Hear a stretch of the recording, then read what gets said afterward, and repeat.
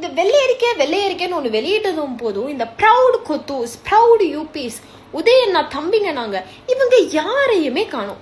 எப்பயுமே என்ன பண்ணுவாங்க, இந்த டிவிகே கவர்மெண்ட்ல எதனா நடந்துச்சுன்னா அதே நாச்சு இதே நாச்சு இப்படி ஆச்சா அப்படி ஆச்சா அப்படின்னு குப்பு எங்க இருந்து தான் அந்த கான்டென்ட் கிரியேட்டர்ஸ் வருவாங்களோ அவ்வளோ பேர் வருவாங்க. ஆனால் இன்னைக்குன்னு பார்த்து ஒருத்தரையும் காணும். மேபி எதனா மெட்டா ப்ராப்ளமாக இருக்கலாம். நான் உங்களுக்கு என்னாச்சுன்னு சொல்கிறேன். ஸோ தமிழ்நாடு மேலே 13.18 lakhs crore வந்து டெப்ட் இருக்காமா.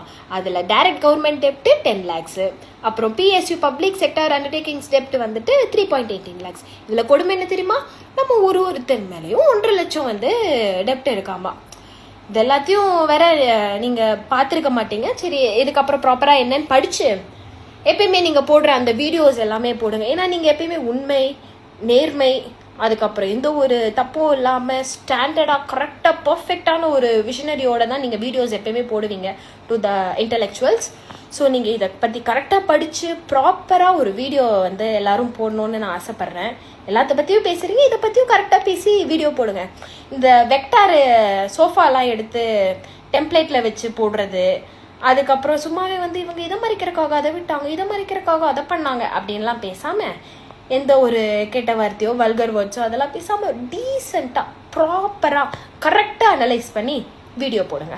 புரியுதா?